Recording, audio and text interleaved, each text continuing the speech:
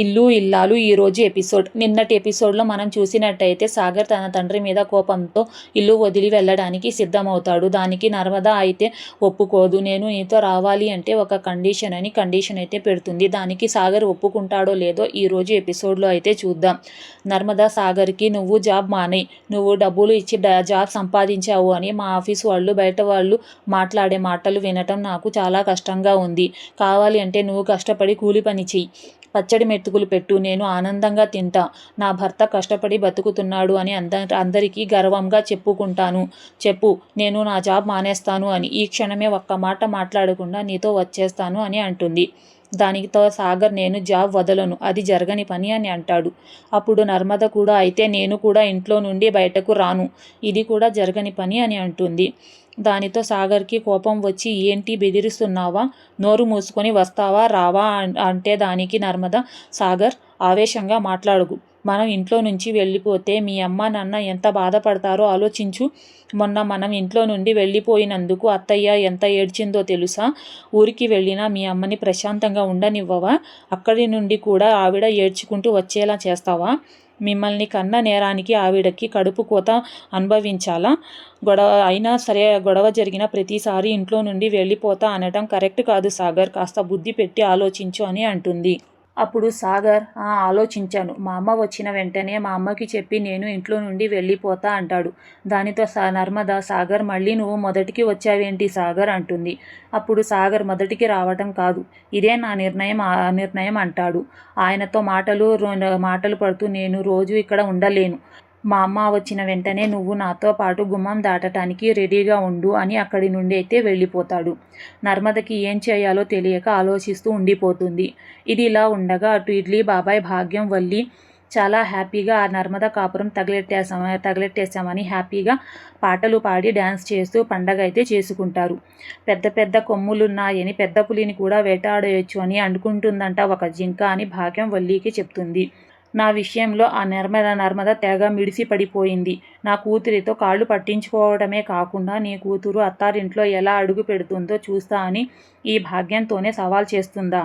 Powerful కాల్లో ముళ్ళు అని తొడకడితే చివరాఖరికి చీపురి పుల్లలా పీకి పక్కన పడేశా. ఆ నర్మద ఇంట్లో నుండి బయటకు వెళ్ళేలా ఆరిపోని కారు చిచ్చు పెట్టా అంటుంది. అప్పుడు ఇడ్లీ బాబాయ్, యావండి ఆవిడ గారండి, మీకు కొంపలు కూల్చడంలో బీభత్సమైన కాలు తిరిగిందని తెలుసు, కానీ ఇట్లా నిలువున కాపురాలు కూల్చడంలో ఇడ్లీ పిండిలో ఉప్పు వేసినంత ఈజీగా మీ తల పండిపోయింది అని తెలియదండి బాబు అంటే భాగ్యం ఈ పొగడతలకి నాకు మండేది అంటుంది.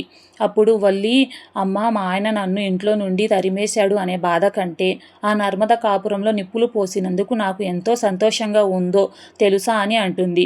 అప్పుడు ఇడ్లీ బాబాయ్, ఈ లోకం తీరే అంతా అమ్మడు, మన నాశనం అయిపోయినా పర్వాలేదు కానీ ఎదుటివాడు మాత్రం బాగుండకూడదు అని అంటాడు. దానితో భాగ్యం, అమ్మడు అప్పుడే ఏమైంది, తొందరపడకి సుందరవదన అని ముందుంది వాళ్ళకి అసలు సినిమా, వాళ్ళిద్దరినీ కుక్కిన పేనులా చేసి వాళ్లతోనే నీకు హారతి ఇచ్చి ఆహ్వానం పలికిస్తాను అని అంటే వల్లి మా ఆయనకి ఆ మాటలకి నేను చాలా సంతోషపడిపోతుంది.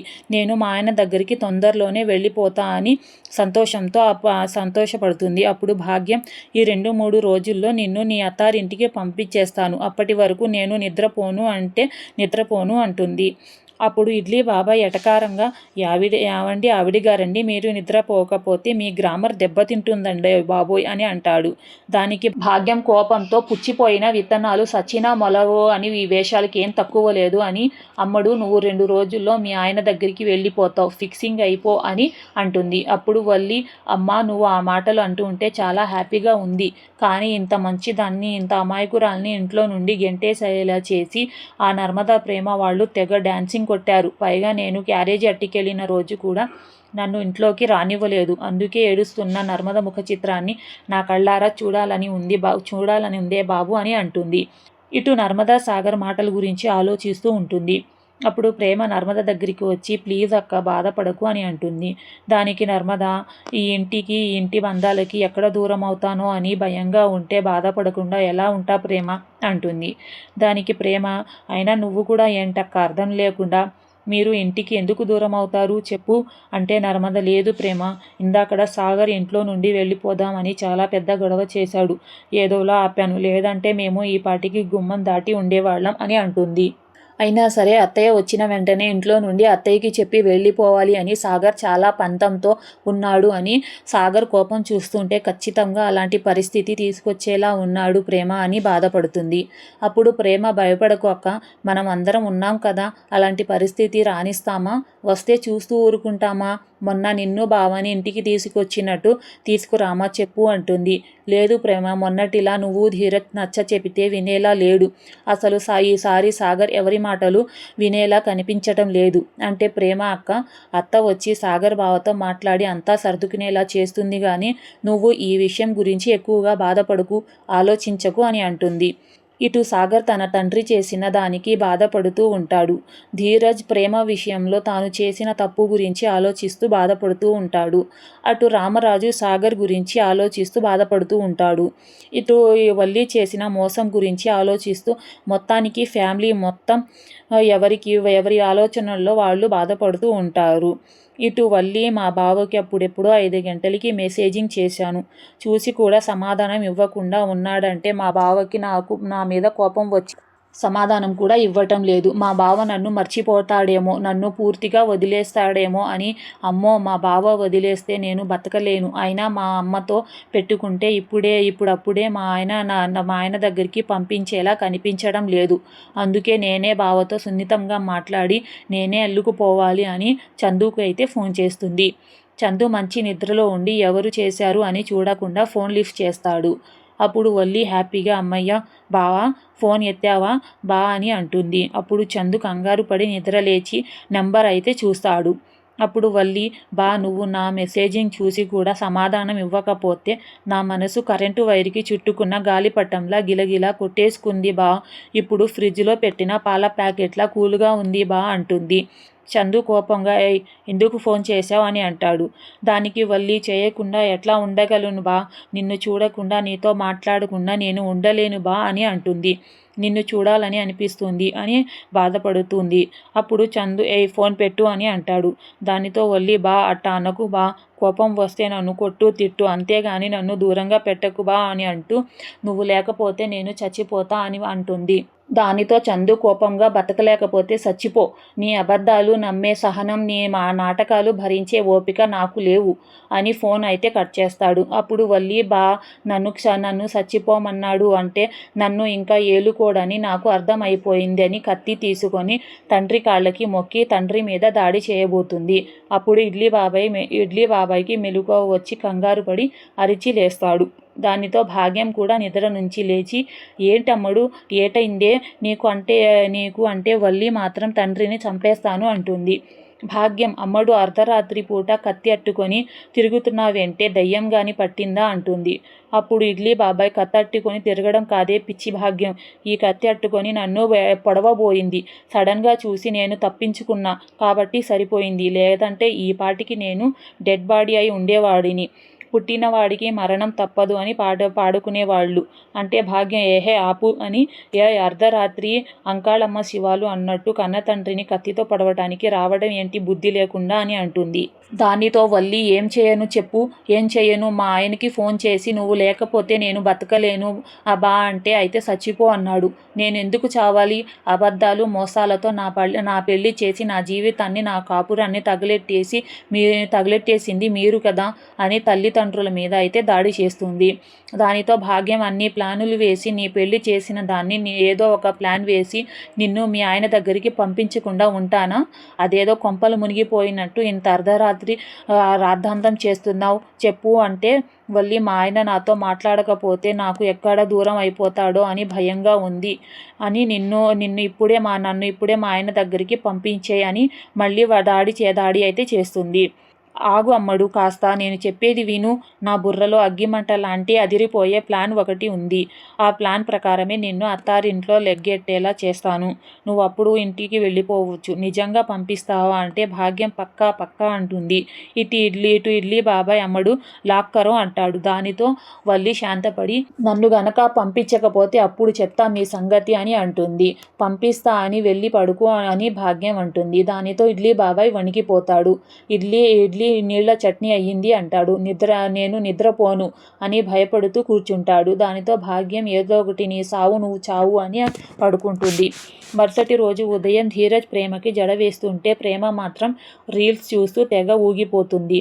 దానితో ధీరజ్కి కోపం వచ్చి, కదలకుండా కూర్చోలేవా అని అంటాడు. అప్పుడు ప్రేమ, బాబు బంగారం, మనలో ఈ హెయిర్ డ్రెస్సర్ టాలెంట్ కూడా ఉందా? అయినా నువ్వు ఈ జడలు వేయటం ఎప్పుడు నేర్చుకున్నావురా అంటే ధీరజ్, ఈ జన్మలో నిన్ను పెళ్లి చేసుకోవాల్సి వస్తుంది అని చెప్పి ముందు జన్మలో నేర్చుకున్నాలే అంటే ప్రేమ, గుడ్ అని నువ్వు నన్ను అపార్థం చేసుకుని గై అని అరిచి కొండముచ్చులా ముఖం పెట్టుకోవడం మాత్రమే తెలుసు అనుకున్నాను, కానీ ఇలాంటి ముందు చూపు కూడా ఉందన్నమాట అని అంటుంది. అప్పుడు ధీరజ్, కాలేజ్లో నా ప్రాజెక్ట్ వర్క్ ఉన్నా కూడా అది పక్కన పెట్టి నిన్ను మేకోవర్ చేస్తున్నా. ఎక్స్ట్రాలు చేయకుండా సైలెంట్గా కూర్చో అని ప్రేమని రెడీ చేసి, దేఖో నా టాలెంట్ అని అద్దం అయితే చూపిస్తాడు. ధీరజ్, నువ్వు అద్దంలో చూసుకున్నాక కృతజ్ఞతతో నా కాళ్ళ మీద పడటం లాంటివి చేయొద్దు అని అద్దం తెచ్చి చూపిస్తుంటాడు. అప్పుడు ప్రేమ అద్దంలో చూసుకుని షాక్ అవుతుంది. అప్పుడు ధీరజ్, ఏంటి మన టాలెంట్ చూసి షాక్తో నీకు నోటి వెంట మాట రావటం లేదా అని అంటాడు. ఎక్కడో ఉండాల్సిన వాడిని నిన్ను పెళ్లి చేసుకొని ఇక్కడే ఉన్నా అంటాడు. ప్రేమ కోపంగా అరేయ్ అంటూ అరుస్తుంది. ధీరజ్, ఏంటి అలా అరిచావు అని, నువ్వు చూడటానికి దయ్యంలా ఉంటావు అనుకో అని, కానీ అద్దంలో నిన్ను నువ్వు చూసుకొని నువ్వే అరిస్తే రోజు నిన్ను చూసే నా పరిస్థితి ఏంటి చెప్పు అని, ఈ గుండె కాస్త గట్టిది కాబట్టి తట్టుకుంటుంది అంటాడు. అప్పుడు ప్రేమ, ఒరేయ్ సచ్చినోడా, జడ వేస్తాను రెడీ చేస్తాను అని చెప్పి దయ్యంలా రెడీ చేసావేంటిరా అని అంటే ధీరజ్, హే ప్రేమ, నువ్వు మామూలుగా కంటే ఇలానే బాగున్నావే, కాస్త ధైర్యంగా చూడగలుగుతున్నా అంటాడు. అరే, నన్ను ఇలా రెడీ చేసిందే కాకుండా వెటకారం చేస్తావేంటిరా అని నీ సంగతి చెప్తా అని కొడుతుంది. ఈ మధ్యలో వాళ్ళిద్దరి మధ్య రొమాన్స్ అయితే మొదలవుతుంది.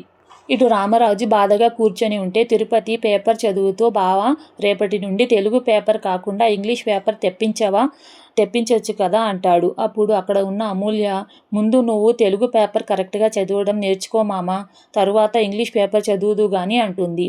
దానితో తిరుపతి, నేను చదవటానికి కాదమ్మా, ఇంగ్లీష్ పేపర్ అయితే బరువు ఎక్కువగా ఉంటుంది, దానికి డబ్బులు ఎక్కువగా వస్తాయి అంటాడు. అప్పుడు అమూల్య, అయ్యో పిసినారి మావయ్య, మా నాన్న నిన్ను తింగరోడు అనటంలో తప్పేమీ లేదు, నీ తింగరితనం వల్లే నీకు ఇంకా పెళ్లి కాలేదు అంటుంది. దానితో తిరుపతి, ప్రతి ఒక్కరికి నా పెళ్లి గురించే కావాలని ఏడుస్తాడు. దానికి అమూల్య నవ్వుతుంది. అయ్యో మావయ్య, నేను ఏదో ఊరికే అన్నాను, నువ్వు ఏడిస్తే నీ ముఖం అసలు బాగుండదు, ఏది కాస్త నవ్వు అంటుంది. దానితో తిరుపతి నవ్వుతూ రామరాజు వైపు అయితే చూస్తాడు. దానితో ఇవాల్టి ఎపిసోడ్ అయితే పూర్తి అవుతుంది.